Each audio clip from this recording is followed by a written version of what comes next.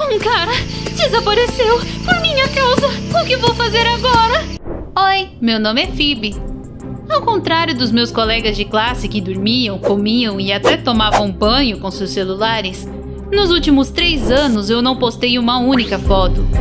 Não curti um único post, nem liguei para uma amiga para falar sobre um novo filme, porque eu não assistia filmes.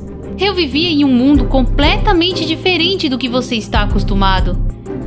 Deixe seu like e inscreva-se no canal e escute a minha história. Meus pais eram empresários.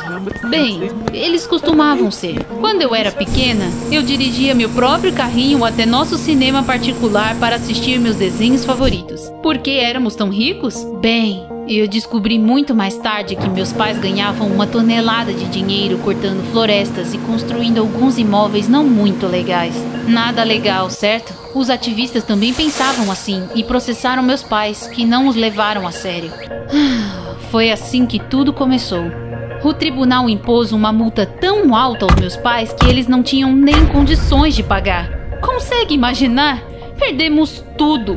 Nossos carros, casa, computadores e todos os meus brinquedos. Teria sido mais fácil se tivéssemos parentes ou amigos, mas minha família não tinha para onde ir. Para encurtar a história, acabamos na rua. Mamãe, papai, o que aconteceu? Vai ficar tudo bem, querida. Meus pais começaram a procurar um lugar onde pudéssemos passar a noite de graça e encontraram uma comunidade na floresta. Havia algumas pessoas que viviam em um assentamento na floresta. Eles plantavam e tentavam levar um estilo de vida o mais ecológico possível. E sim, nenhum deles usava celular, até porque não tinha sinal lá. Quero plantar mais. É tão bonito aqui. Meus pais tiveram que morar uma semana na floresta para perceber que vinham poluindo a natureza há muitos anos e decidiram se arrepender. Quanto a mim, aos poucos fui me acostumando a uma vida sem internet ou celular. Não posso dizer que senti muito a falta deles. Um dia, eu estava andando pela floresta quando vi uns caras da minha idade.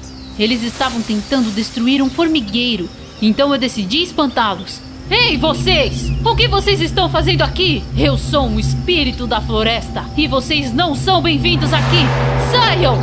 Você é do assentamento, né? Acho que todo mundo que mora lá é louco mesmo. Aquele cara se apresentou como Mike e disse que seu pai havia comprado o terreno em que morávamos e que em breve construiria um shopping lá. Bobagem! Não acreditei nele e corri de volta para minha família. No entanto, descobri que ele estava dizendo a verdade. Nossa comunidade estava um completo caos. O pai do Mike alugou quartos em um albergue para os moradores da nossa comunidade. Deveríamos nos mudar dentro de 1 mês para que a extração de madeira e a construção pudesse começar. Calma, meus amigos. Eu tenho um plano. Mamãe e papai contaram a todos sobre os ativistas que os levaram à falência alguns anos antes e sugeriram que procurássemos a ajuda deles. Mas enquanto isso, tivemos que ficar no albergue. Fiquei chocada quando vi como as pessoas viviam na cidade. Havia tanto lixo e carros poluindo o ar. Eu odiava especialmente os supermercados. Uma vez, eu até me perdi em um corredor de sabão em pó. Não estou brincando. Eu chorei porque não conseguia encontrar meus pais. Por que havia tantos pós afinal? As pessoas não podiam lavar suas roupas com areia como pessoas normais, não? Enfim, ninguém se preocupava em prejudicar o meio ambiente. Por que havia tanto plástico em todos os lugares? As janelas do meu novo quarto davam para uma fábrica e uma estrada, então era sempre muito barulhento e o ar era terrivelmente poluído. Eu não conseguia dormir sem ouvir o chilrear dos gafanhotos a que estava acostumada. As sirenes e o rugido dos motores me faziam passar a noite em claro.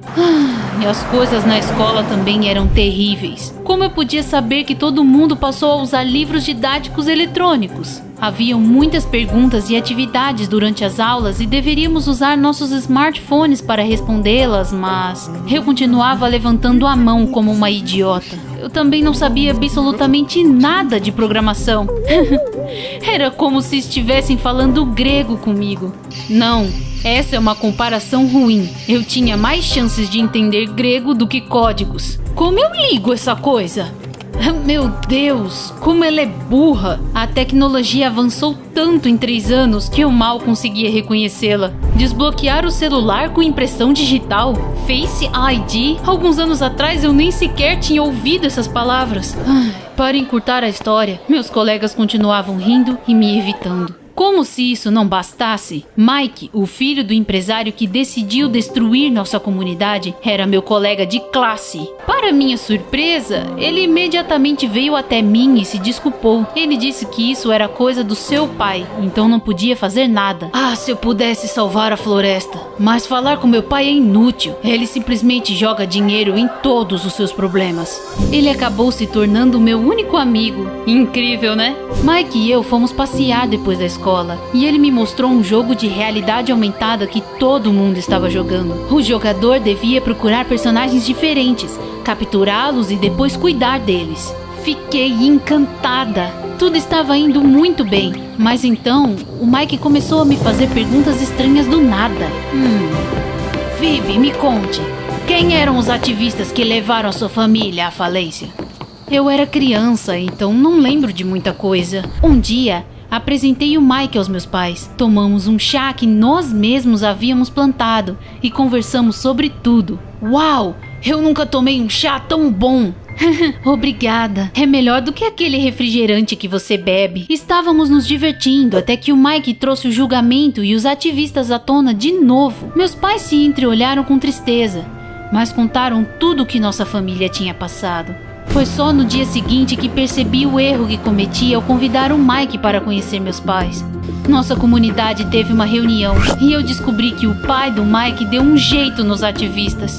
Ele de algum jeito descobriu a estratégia do grupo e se livrou deles. Percebi imediatamente que o Mike havia me traído e contado tudo ao seu pai. Decidi nunca mais falar com o Mike, mas ele começou a me seguir e a fazer de tudo para eu prestar atenção nele. Mas minha solidão não durou muito. Conheça minhas novas amigas. Sim, são flores, mas você tem que concordar que às vezes são companhias melhores do que certas pessoas. Ninguém nunca cuidava das plantas da escola, então as coitadas murchavam e morriam, mas eu sabia como cuidar delas. E eu não tinha medo de ser chamada de esquisita por isso, porque eu já era chamada assim. Então a reação dos meus colegas me surpreendeu. Ei, Phoebe! O que você quer? Que flores lindas! Você poderia colocá-las na sala de aula também? Por favor! Claro! Minhas esquisitices me tornaram popular do meu próprio jeito. O diretor até sugeriu que eu começasse um clube e ensinasse aos outros alunos sobre reciclagem, carros elétricos, aquecimento global e também a cuidar das plantas, claro. Você consegue imaginar quão animada eu fiquei? O clube não era particularmente popular, até que alguém espalhou um boato de que eu tinha vivido em uma floresta por 3 anos e me alimentado de casca de árvore e besouros. Por que eles achavam isso estranho? Existem muitos besouros que são realmente saborosos. Nós não comíamos besouro, óbvio, mas meus colegas gostavam de histórias malucas e eu ficava muito feliz em contá-las. Conte-nos sobre o urso! De novo? Bem, um dia nossa comunidade foi atacada por um urso faminto. Muitas pessoas pensam que para espantar um urso, você deve levantar os braços e rosnar, mas isso não é verdade. Em vez disso, você tem que se fingir de morto. Uau! Alguém foi comido? Todos ficaram tão maravilhados com a minha vida passada que às vezes até parecia que eu era de outro planeta. Graças às minhas histórias, o diretor decidiu organizar uma excursão. Iríamos à floresta, acenderíamos uma fogueira, assaríamos alguns marshmallows. Eu pulei de alegria quando descobri que todos na escola adoraram a ideia. Eu finalmente poderia voltar para a floresta, mas minha alegria não durou muito tempo. Meus colegas foram completamente despreparados. Eles estavam usando roupas da moda, mais desconfortáveis, tênis e até salto. Claro, todos imediatamente molharam e sujaram os pés. Em vez de sacos de dormir, eles levaram colchões infláveis que furaram ao ser colocados no chão duro. E não havia sinal de celular, então eles não podiam pesquisar no Google qual fruta era segura para comer e qual não. Eu não esperava que a excursão fosse tão estressante. Em vez de alimentos nutritivos, todos levaram chips e doces. Não é de se admirar de que todos tenham devorado os lanches de uma vez só e ficado com fome depois. Podemos pedir pizza? Não tem sinal aqui. O que você quer dizer? O que vamos comer? Olha, frutas! O que você está fazendo? São venenosas. Ainda estou com fome. Vou tentar pescar algo. Com as próprias mãos? Duvido que dê certo. Nosso professor caiu e machucou a perna quase que imediatamente. Eu tive que enfaixá-la. Enquanto eu prestava os primeiros socorros, meus colegas resolveram dar um mergulho. Mas alguns esqueceram que não sabiam nadar. Eu era o salva-vidas, cozinheira e enfermeira, tudo ao mesmo tempo. Ai, acampar não era nada divertido e nem tinha escurecido ainda. Como eu esperava, o pior começou à noite. Eu estava dormindo, exausta, quando meus colegas me acordaram. O Mike foi para a floresta. Ele saiu há muito tempo. Cada hora passada na floresta poderia lhe custar a vida. Além disso, nosso professor não conseguia andar. Caramba! Eu imediatamente organizei um grupo de busca. Dividi todos em grupos e disse a eles como procurar o Mike e não se perder. Gritamos o nome do Mike e esperamos alguns segundos pela resposta. Depois disso, gritamos de novo. Mike, a pizza chegou! Nós andamos pela floresta por várias horas. Eu estava ficando desesperada.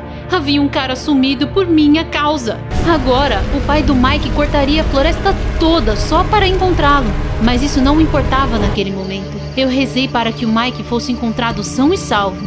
Felizmente, conseguimos achá-lo. O Mike estava sentado em uma árvore. Mike, está tudo bem. Desça daí. Não! Por quê? Não sei como. Eu tive que subir até ele. Quando me sentei em um galho ao lado dele, o Mike me abraçou. Phoebe, eu não contei nada ao meu pai, juro. Eu queria te ajudar, é sério.